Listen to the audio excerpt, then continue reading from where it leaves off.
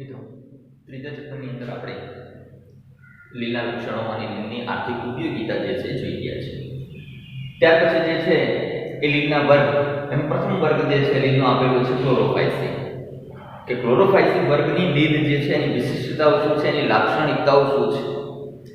તો આ વર્ગની લીલ જે છે એને લીલી લીલ તરીકે જે છે ઓળખવામાં આવે છે, કે આ વર્ગના સભ્યો જે છે એ વર્ગના સભ્યોને લીલી લીલ તરીકે જે છે ઓળખવામાં આવે છે।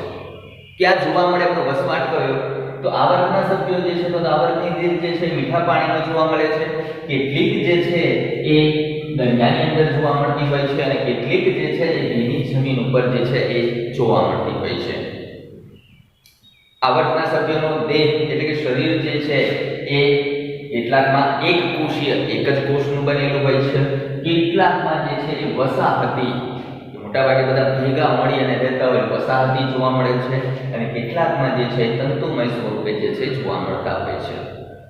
હવે આ વર્ગના સભ્યો જે છે એને કીધેલું છે કે લીલી લીલ છે એટલા માટે એના અંદર રંજક દ્રવ્ય તરીકે જે છે ક્લોરોફિલ એ અને ક્લોરોફિલ બી જે છે સૌથી વધુ પ્રમાણમાં જોવા મળે છે। એટલા માટે અહીંયા કીધું છે કે ક્લોરોફિલ એ અને ક્લોરોફિલ બી જે છે આ બંને રંજક દ્રવ્યોની પ્રભાવિતતા એટલે કે વધુ પ્રમાણમાં આ જોવા મળતા હોય છે લીલની અંદર। પોષણ પદ્ધતિ આપેલી છે કે ભાઈ પ્રકાશ, ક્લોરોફિલ એ અને ક્લોરોફિલ બી જે છે બંને રંજક દ્રવ્યો છે, એટલે આ ક્લોરોફિલની હાજરીમાં જે છે પ્રકાશ સંશ્લેષણ કરી શકે છે, એટલે પોષણ પદ્ધતિ પ્રકાશ સંશ્લેષી અને સ્વોપજીવી, કે આ લીલ જે છે પ્રકાશ સંશ્લેષણ કરી અને પોતાનો ખોરાક જાતે બનાવી શકતી હોય છે, એટલે સ્વોપજીવી પોષણ પદ્ધતિ। સાથે સાથે એક મહત્વનું કીધેલું છે પ્રોભૂજકો, ખોરાકનો સંગ્રહ કરતા ભાગો કે જેને પ્રોભૂજકો કીધેલા છે, કે હરિતકણમાં આવેલા એક કે વધુ સંગ્રાહક ભાગો જે છે એને પ્રોભૂજકો કહે છે। આવા પ્રોભૂજકો જે છે ખોરાકનો સંગ્રહ કરતા હોય છે, પ્રોટીન ઉપરાંત જે છે એ સ્ટાર્ચ સ્વરૂપે જે છે ખોરાકનો સંગ્રહ લીલની અંદર કરતા હોય છે। કેટલીક લીલની અંદર જે છે તેલી બિંદુઓ સ્વરૂપે જે છે લિપિડ, તેલી બિંદુઓ સ્વરૂપે જે છે ખોરાકનો સંગ્રહ થતો હોય છે। ત્યાર પછી આપ્યું છે કે ભાઈ ક્લોરોફાઇસી વર્ગના જે સભ્યો છે તે કોષ દિવાલ જે છે એ કોષ દિવાલની અંદર અંદરનું આવરણ જે છે અંદરનું આવરણ સેલ્યુલોઝનું બનેલું હોય છે, જ્યારે બહારનું આવરણ જે છે એ પેક્ટોઝનું જે છે બનેલું જોવા મળતું હોય છે।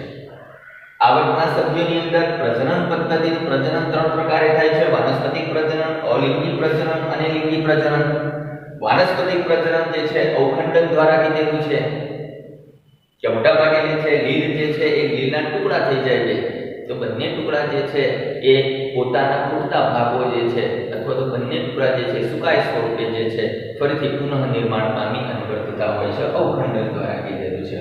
અલિંગી પ્રજનન તો એના અંદર જે છે એ કશાધારી જે છે ચલ બીજાણુ ઉત્પન્ન થતા હોય છે, કે ચલ બીજાણુ ધારીમાંથી કશા ધરાવતા ચલ બીજાણુ ઉત્પન્ન થાય અને એના દ્વારા અલિંગી પ્રજનન થતું હોય છે।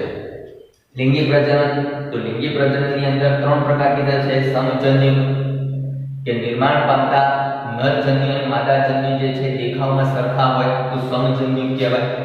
બીજા વિષમજન્યુ, તો નરજન્યુ અને માદાજન્યુ જે છે દેખાવમાં એક સરખા ન હોય, એ જ રીતે અંડજન્યુ કીધેલું છે। આ ત્રણ પ્રકારે જે છે એ લિંગી પ્રજનન થતું હોય છે।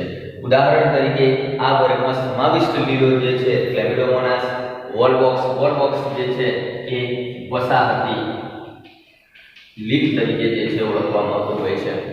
ક્લેમિડોમોનાસ, વોલવોક્સ, યુલોથ્રિક્સ, સ્પાઇરોગાયરા અને કારા, આ બધી જ લીલોનો સમાવેશ જે છે એ ક્લોરોફાઇસી વર્ગની અંદર જે છે એ થતો હોય છે।